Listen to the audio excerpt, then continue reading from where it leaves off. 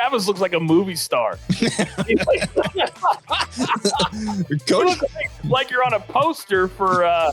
Coach looks like you've hired someone behind me to put a bullet in my head.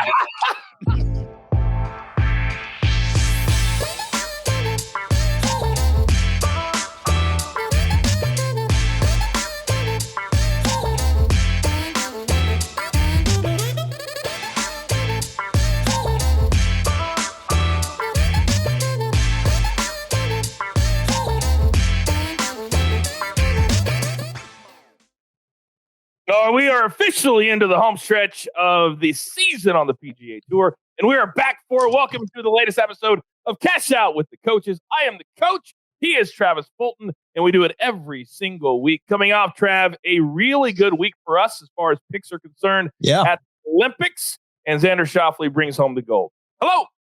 How you doing, man? How was the little vacation? You look like you're fired up, ready to go. You're rested and, keep this train going from last week. We made a little money last week, which was nice.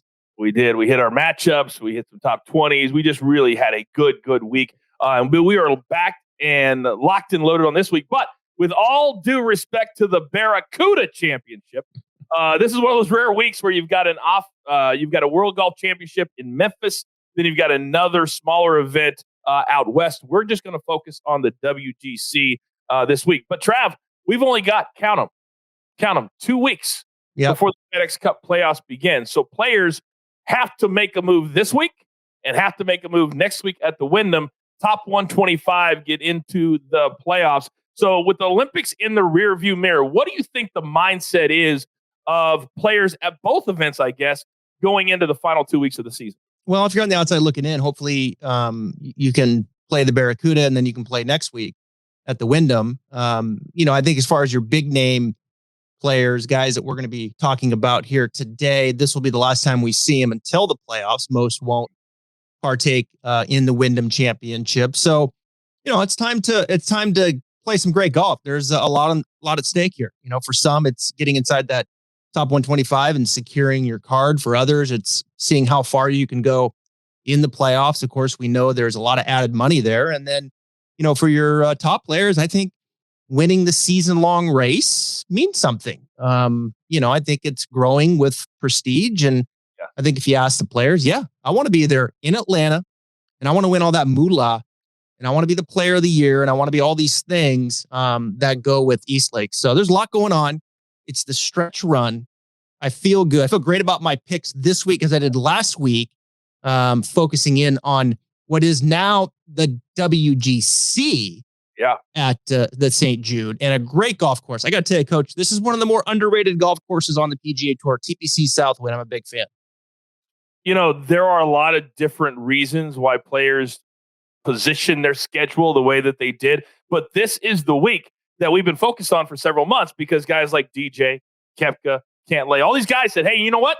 I've got more important things to do in my schedule and what I feel is important than going all the way over to Tokyo and playing in the Olympic Games. Now, a lot of the players like Rory, to a man, said, hey, I made a mistake thinking that this didn't matter. I made a mistake thinking that this didn't mean something to the growth of the game. It was very cool to hear Rory say these things.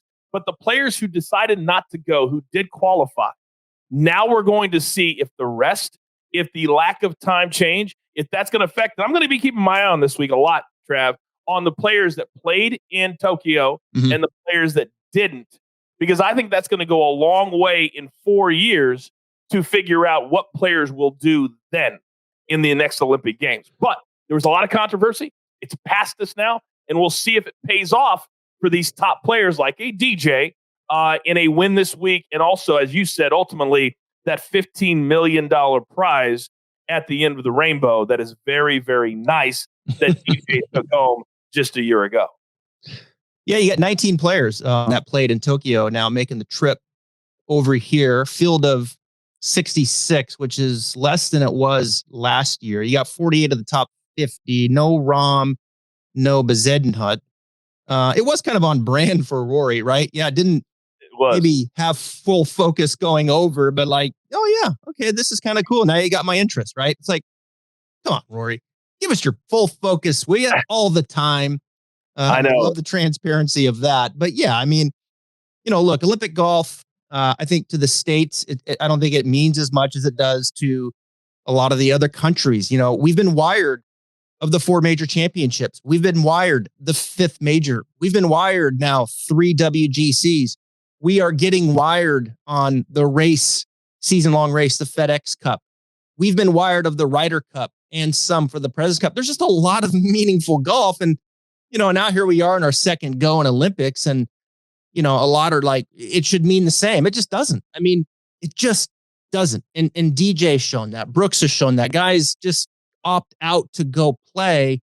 We need more of a runway. I do think there's an opportunity, Coach, here. You got Paris in a few years, and then you come to LA for 2028. And I think that's a nice runway for Olympic golf to gain some momentum. Perhaps there's a mix thing there, men and women type of team event. I don't know.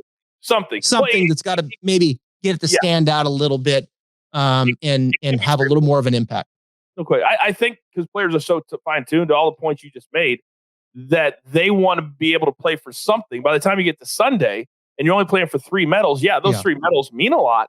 But there were 50-some odd other players who were playing for nothing by Saturday. Mm-hmm. And I think that's an issue. And they've got to fix it. I don't know how you fix it, but they've got to fix it to get the interest.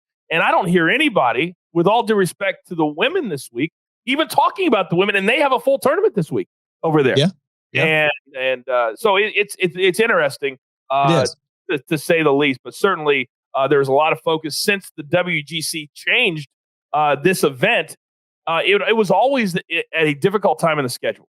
And it was always players that love to play. Phil always loved to play the St. Jude Classic and all these. Daniel Berger won it twice. When it got switched over, what a huge coup for the World Golf Championship, but specifically Memphis. So take it through for the people at home that don't know what TPC Southwind is all about, that don't know why this is such a big deal. Kind of give us a breakdown, a little preview. Well, it's a cool course. I mean, it's in Memphis, as you mentioned. It's going to be hot. You're looking at high 80s Thursday, Friday, low 90s Saturday, Sunday. It probably is the hottest golf course that I've ever been on, where you just sit there and you're gasping for air on some of these tee boxes. It's a pretty long par 70, but it is warm, so it'll play a touch shorter than probably 72.5, where they can get it to. A lot of water. This is the most water balls that you'll see on the PGA Tour, and you consider the smaller field, the impact is real. You've got to keep the ball out of the water. You've got to keep the ball in front of you in these fairways, and I think proximity to the greens. I think this is one of really just maybe a couple tournaments on the PGA Tour where you can really ball strike your way to winning. Usually you got to have some putting. But you look at JT last year, he lost strokes in putting and won here. He was exceptional, though, tee to green. Strokes and tee to green, to me, is probably the most important statistic here. I don't think you can be spraying around here and doing enough proximity to keep up with the field. So let's hit good drives. Let's be good with our approach game. I do think you got to have a little bit of a short game here, but you can, I think, sacrifice a little bit of kind of that hot putter on fast Bermuda greens and still do okay here. And I think you take that in consideration on Southwind. I'm fired up for this course, so I was happy when they elevated this. Obviously, FedEx deserves it. The money they put up in support of golf, the PGA Tour, and I think this golf course deserves it as well. There's no question about that. And since they changed it over to a WGC, it has continued to be a big game hunting tournament. DJ's a two-time winner. Berger's a two-time winner. Koepka won 2 years ago. JT won last year. So this is a tournament and a course that the really good players seem to elevate their game, and it really separates those that are playing great from those that are just playing okay. You mentioned Rahm and Christian B not playing this. The only two outside of the top 50. The big name that is coming back this week that tested positive for COVID did not make the trip to Tokyo. The other one, other than John Rahm, we're talking about is Mr. Bryson DeChambeau. What do you think that will do? Because he decided, well, he couldn't go because of COVID, but now he's back. But Rahm decided not to come and play, even though they both got out of protocols. What do you make? What you think Bryson could do? Well, Rahm just can't get a break. I mean, he's just like, look, he's probably just throwing his arms up like, I'm just going to go ahead and stay home the rest of the year and figure it out. I got my major. I got my US Open. I'm good. I'll see you guys in October. But Bryson, there's a lot to think about, with Bryson. And I think both what's happened on the golf course and off, there's a lot of things happening in his life, changes in his team. But at the end of the day, the most important thing is when you look at it from a betting standpoint is what he's doing on the golf course. He hasn't fared very well here at this place. Not surprising, because I don't think this is a course that you can just step up and just overpower it with all the water that is on it. If he is going to be hitting driver, he's going to have to hit it much straighter than he has been. His approach game has been abysmal. He's got to get much better with his iron play, and he's got to get much better around the greens. Bryson, I've been challenging it for a while now. I feel like has kind of gone the wrong way a little bit. I think this whole distance thing we saw, he did win the US Open. He did win Bay Hill. You got to give it. Bryson's a talented player, regardless how far he hits it. But he's got to turn this approach game and touch around for it to really get the full benefit of these distance gains, because he has regressed in those areas. And you come into a venue like this, it's like, man, you're going to get some odds. How good odds does it have to be to go in there and bet him at 30-1 or 32-1, a place that he just hasn't been all year? It's a great point. And we talk about it all the time with big players who struggle, and you get their number at north of plus 2,000. You're like, is this going to be the week? But then when you look at all the numbers that matter, you say, no, this is not going to be the week. And you would think for Bryson, who's a very, very intelligent guy, I think borderline a genius in some aspects, just in life, that he would be smart enough to realize, okay, I've spent all this time with my distance, with my power, with my weight gain and all that. But guess what's lagged behind now? The short game, as you said, the touch, as you said, the 100 to 125 club that he can't hit close.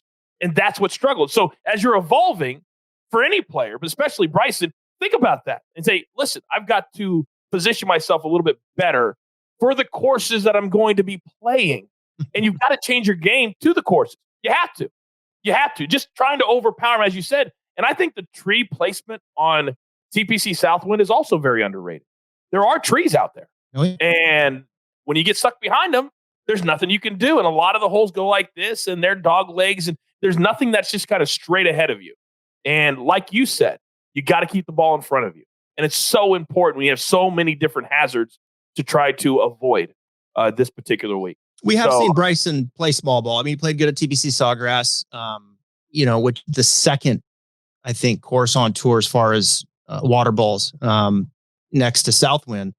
But this is a different player here. He seems, like he's regressed quite a bit since then in his approach game, his approach wedge play in particularly.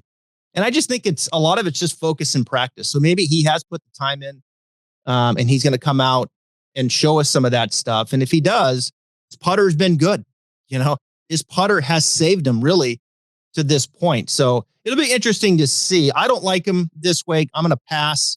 But I do like a couple other players who haven't had their best form, but I think are not that far off, as much as we've seen with Bryson. It can turn the volume up here. I also wanted to fade Bryson, but the matchups that I was able to find were against guys that played in Tokyo. And my philosophy this week, as we now get into our picks for the week, is I'm either fading or I'm avoiding any players that played last week in Tokyo. So let's get into our picks. And this is what we do every single week. And we want you to play along with us. Send us your pick on social media. Follow our sponsors at Sports Pub Media. Send them to that handle as well. We get a fictional $100. We do 2 head-to-head matchups, which we killed last week.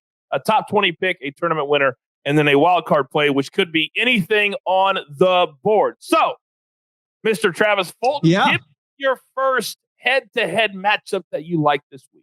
Well, I'm going to try to get out in front here with DJ minus 120 over Fitzpatrick. I thought that was a pretty good deal, giving up 20 cents here, considering Dustin's the number 2 player in the world. And I know hasn't played his best golf, but he has shown some signs. He hasn't put it all together. He was no question the most dominant player as we get into the stretch run last year. So it's time for DJ to turn it up. I don't think he's that far off. He's won twice on this golf course. He knows how to get around. He's comfortable with the greens. Fitzpatrick has played well here. I think when you look at it, he is a bit of an outlier, though. He's kind of done it more with his putter, finishing the top 10 the last 2 years than he has from a tee to green standpoint. So I think that's tough to kind of maintain to a certain degree with this field. A lot of great ball strikers. I think DJ is going to come in blazing here. This is a good stretch of golf for DJ. He's fresh, taking some time off. Let's go, DJ. Let's turn up the volume. Number 2 player in the world over Matthew Fitzpatrick. I thought Cody was going to hit the music right there. That would have been cool. This is one of those courses that we've seen a lot of players who play well in the past continue to play well for whatever reason. That's not always the case at every single course, but this course it is. DJ thrives here. He has one of the great finishes as far as dropping the mic swag that you will ever see. And if you've never seen it, Google it, look it up on YouTube. He dropped an eagle from the fairway one of the years that he won and didn't even have to pull his putter out of the bag. It was amazing. Now he had like a 3 or 4 shot lead. That doesn't matter. The way he finished in style. I love this play. Although I like Fitzpatrick, but I love DJ on this course. And because of his recent play, Trav, you're getting an incredible number. Yeah, right. -1. Incredible number. Incredible. I love it. All right, I'm going to go first. My first head-to-head this week. And this is my philosophy, as I just said. I'm taking guys that I love, and if I find matchups against guys that played in Tokyo, that's what I'm going to do. Brooks Koepka, he was a champion, Trav, in 2019. His last 5 events, he has 4, count them 4, top 6 finishes. Wow. And he did it very, very quietly because when he's not winning, we go, what's the matter with Brooks? But he always has a high finish. And at this place, he loves it. He played well last year again, despite not winning and losing to JT. But I love Brooks this week. And I like the fact that JT is traveling all the way. And he was very, very invested in the Olympics. He gave it everything he had. And I think he's really going to struggle this week. Now, there is no cut this week. So people need to be very careful when you're making your plays that it's going to be a 4-round event for your bets. Very important. Let's go Koepka over JT for my first play. That's bold because JT's, I don't think he's that far off. He played better on Sunday over there. He's still not hitting on all cylinders, but I do think you make a valid point. They all play 4 rounds here. And that certainly went into my mindset with DJ over Fitzpatrick for 4 rounds. I mean, we know DJ's the better player. Like you got to take that in consideration because like a JT can get hot and all of a sudden he's like birding every hole. And if you're on the wrong side of that, you're like, what did I do? What did I do? Last year like last year, he just took off. Yeah. And a great up and down on the last hole last year, by the way. That was phenomenal. Shot. Oh, yeah. And you bring up a great point, too, because DJ has been known to shoot high scores and then come back the second day and go really low. That's been one of his things that he does. Yeah. So in an event like this with 4 rounds, it's a great play. All right, let's get to your number 2 head-to-head matchup for the week. I feel good about this one. Cantlay -120 over Reed. Reed just kind of, I don't know. He seems to be a little stuck in neutral. He's playing, it seems like, every single week. This is a big, long run here for Patrick Reed. Even before Tokyo, I wouldn't be surprised if he played next week over in Greensboro. I mean, the guy is just running and playing golf. He hasn't played great here either. He doesn't have a great track record here. I don't think this is the best venue for Patrick Reed. Reed's a beautiful putter, right? And he can grind you on those difficult golf courses and beat you with the putter there. Here, I need more tee to green from someone. I'll go to Cantlay. I think perhaps coming a little bit under the radar. I've considered Cantlay win ticket at 25-1 as well. Didn't play great here last year. But the 2 years before that, he did 12 and T6. I just feel like I'm getting much more tee to green with Cantlay than I am Reed giving up 20 cents. And Patrick Reed's got to be somewhat fatigued. Trav, I don't like this pick. Okay. I love this. Oh, I love this pick because he's different than everybody else that went over the Olympics. Here's why. because he wasn't scheduled to go. That's right. So in your mind, you mentally say, you know what? I've got this. I'm going to have a week off. I'm going to spend it with my family, all that. And then all of a sudden, Bryson, boom, you're out. Yep. CANTLAY said, Koepka said, So then Patrick Reed, Captain America, says, hey, I've got to. Posted pictures on the airplane with Stars and Stripes bandana over his eyes so he can sleep, and Stars and Stripes hat. He was all into it. But his body, Saturday, Sunday, said, I'm not into it. And he was terrible on the final 2 days at the Olympics. Why would that be any different traveling 24 hours or whatever it takes to get to Memphis, Tennessee from Tokyo?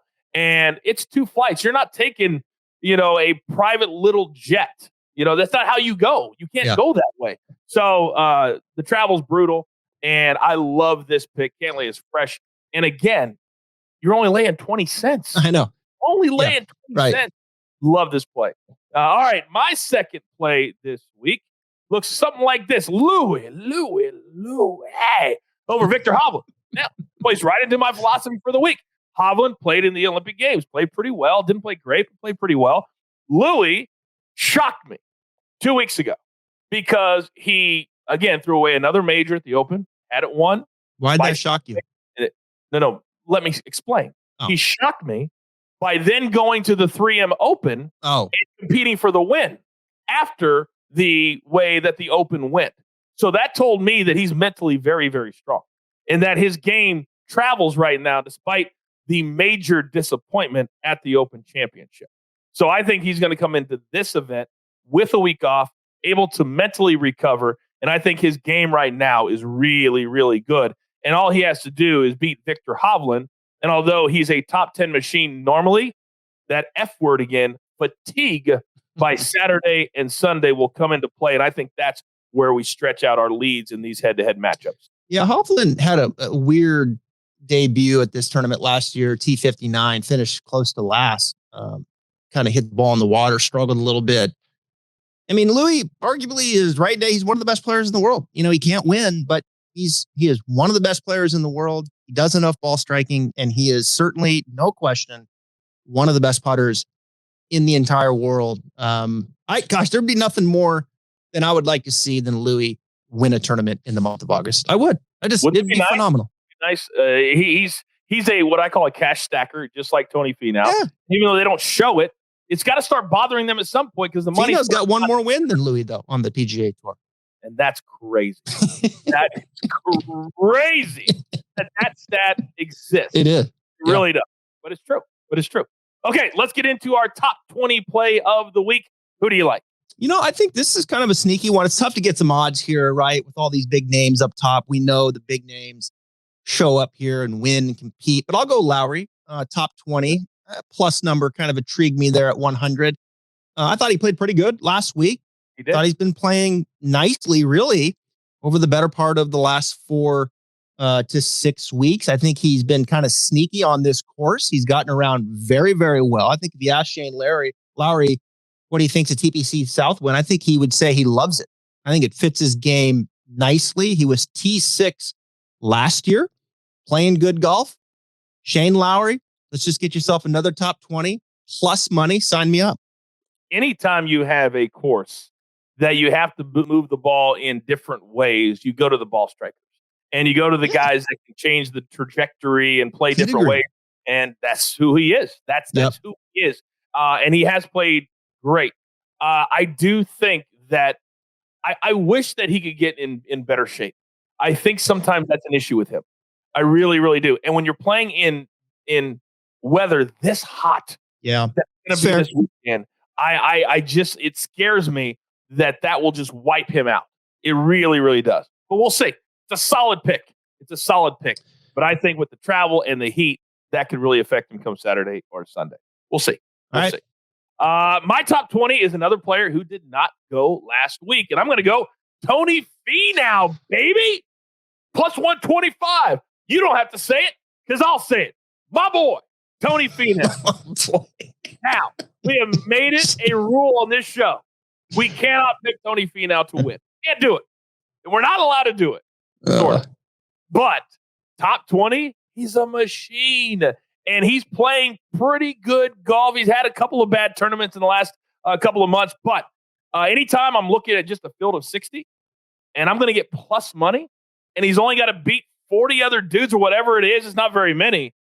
My goodness, how can you not play him for a top 20, Trav? How can you not do that? Well, because he's awful on Bermuda greens, fast Bermuda greens. I knew you were going to say that. He finished, I think, last year here. I tried to look at recency. And his ball striking, his putting now has leaked into his ball striking. I mean, he's playing arguably the worst golf he's played. This is one of the worst years Tony Finau has had outs from middle of February on. I agree. I cannot dispute that. But I was limited in my selections to stay with my. You just love Tony Finau. He's your boy. I mean, you guys like text. I do like him. I think he's a good dude. I think he's a good dude. Well, we only had we had 41 guys or whatever, 40 guys that didn't play last week. So my field to pick from, because I will not pick a player that played last week. I just won't. And now that might bite me, and you may look like a genius. But I just said this week I'm not going to do it because I've made that trip so many times. I think I've been to Tokyo 8 times in my lifetime, and it kicked my butt for a week afterwards. But these guys are trained, and you've taught me that fatigue isn't always a factor when I think that it is, because you are the expert here, not me. But I think it's going to play a big factor this week. I mean, he's going to be fresh, but he's going to hit a putt, and he's going to have fresh legs to walk the other side of the hole, remarket. Putt it. Walk the other side of the hole. I love you now. All right, I'll tell you right now. If he has, let's give me an over under. Let's bet $100 on how many 3 putts he'll have this week. Oh no, I don't want to do that. I'll bet you $100 he finishes outside the top 20. Deal. I'll take that. Okay. Cool. A official catch out bet once again. And for the record, I have yet to win one. So I would love to do that for the very first time. And I've kept them, by the way. They're in my man cave. I keep those C notes, so I can show them to you at the end of the year. I don't need to see them. I paid them. I don't need to see them.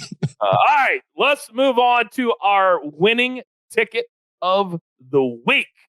Who you gonna play? Damn it, JT, let's go. Oh, wait a minute. What is this? Baby. Is this the winner? I'm sorry.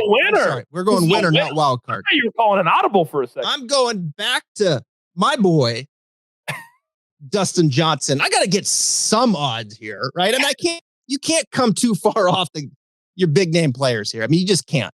Yeah. I'd be shocked if a long shot came in here and won this on this golf course. It just doesn't happen very often. And yeah, I mean, look, Morikawa is the favorite, and he should be. I mean, he damn near won the Olympics without great ball striking. I mean, if Morikawa starts beating you with your putter, everybody's in trouble. No matter who it is. This course is made for Morikawa. Brooks is playing great. Like, we get that.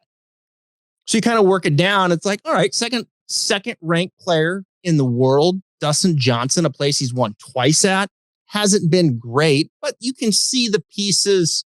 They just need to kind of come together in a line. He's fresh. I think DJ will get focused here. 15 million means something here as we start to push ahead. The WGC means a little more something with this field. So I'm going to go to DJ here in a big way this week and look for him not only to beat Fitzpatrick, but to get in the mix and just kind of steadily improve as we go and get that putter just hot enough, because from tee to green, DJ is going to wear you out this week. He loves this course so much. I am shocked at this number, but because of the way he's played the last month, that's why this number is where it is. Yeah. To have a field this small and a number for him this big is shocking to me. Got to get some value. I mean, this is where I landed. Value here, 18 plus 8. I can't. Incredible. Morikawa at 9. No. But I will say this, that you brought up a very, very good point. And I'm trying to think who did the first live interview with DJ last year when he won the FedEx Cup. Oh, yeah, that would be me. So when I asked him about the $15 million live on the air, he basically said, yes, this has been a goal for me. This is what I wanted to accomplish.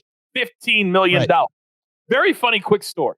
Okay. And I won't tell you who told me, but there is when they do the scores in the score tent, All right, there is a list of how much each place gets paid, right?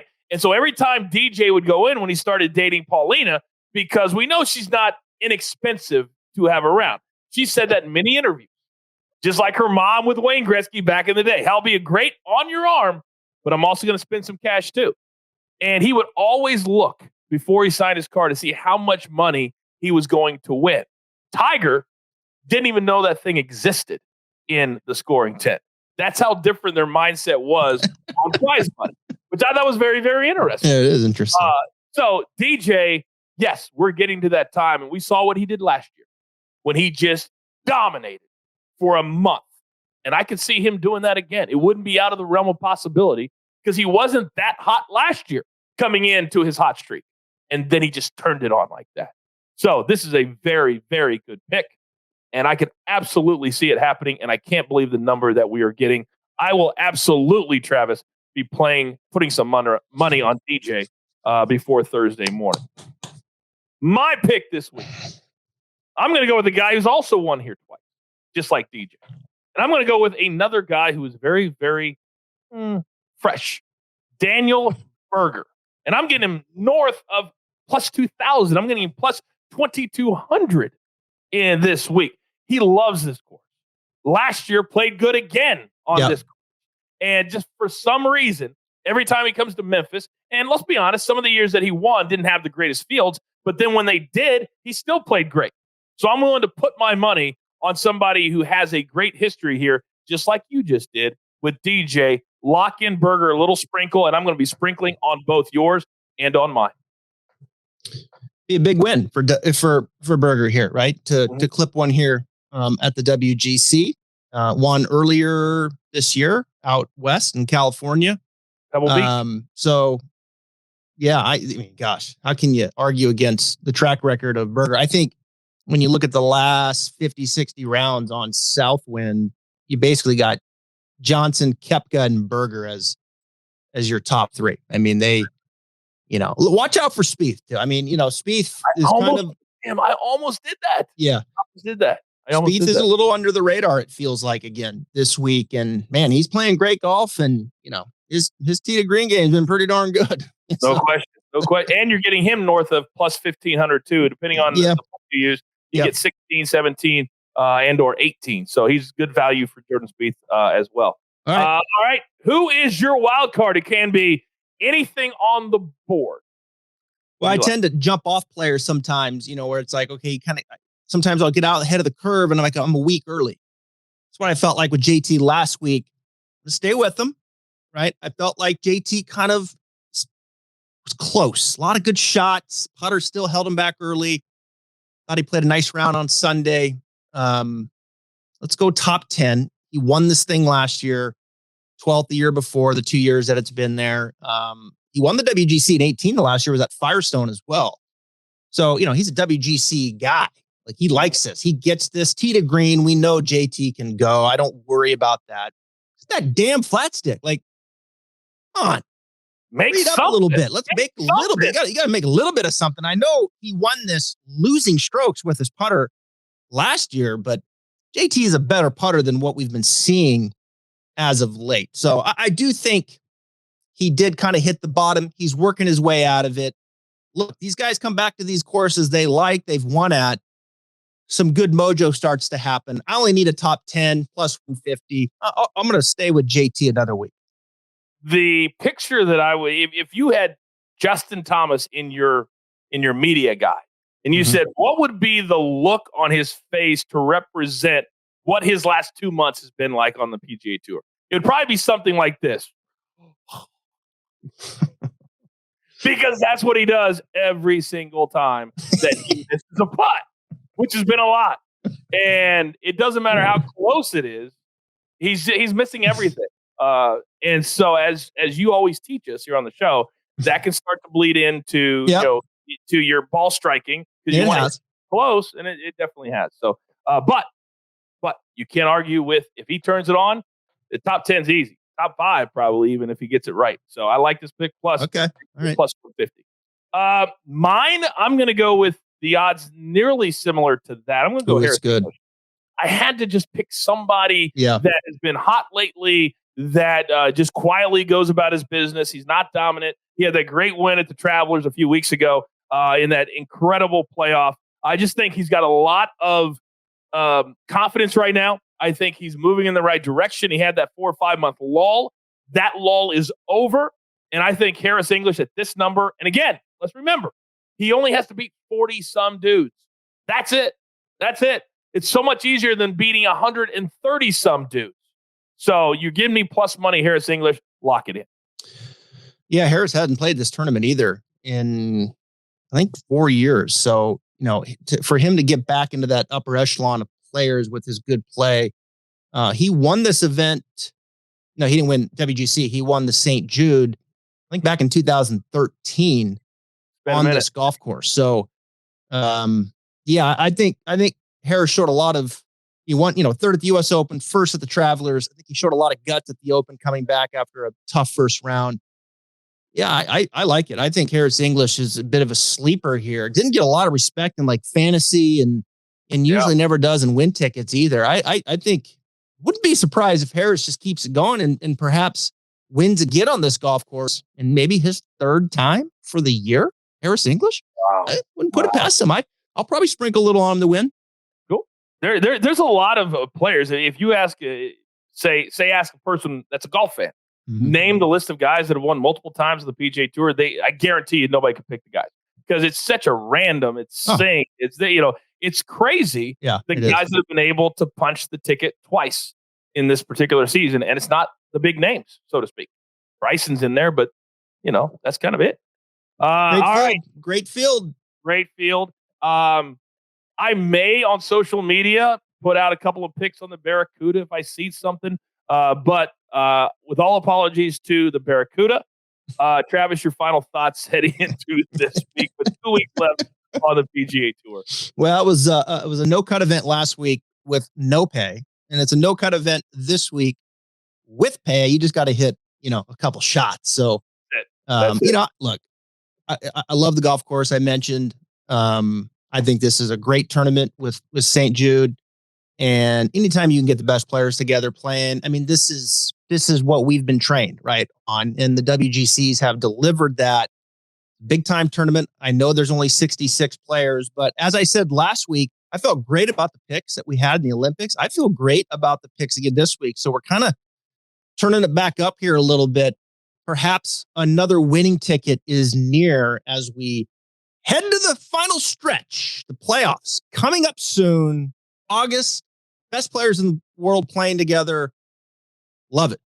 We love it. And we're here every single week for you. We can't do it without our incredible partners and sponsors at Sports Pub Media. Follow them on social media as they continue to grow their business. And we are the flagship show for that company. And we are excited to do so and continue our relationship.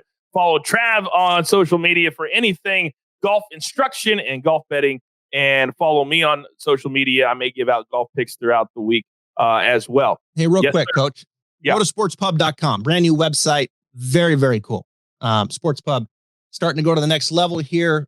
Partners with some casinos and books that will be announced here shortly. So, we hope you've enjoyed the show. We plan on continue it, but a lot of other cool stuff coming with Sports Pub. Check out the new website, sportspub.com. Really nice picture of two guys right on the front. Oh, that's us. Wow, that's okay. Yeah. That's me and you, Coach. That's not bad. Okay. All right, cool. Well, we'll make that the end of the show. I like it. Remember, this is your golf betting show of record. And if you're going to cash out every single week, why not cash out with the coaches? Good luck. Yep.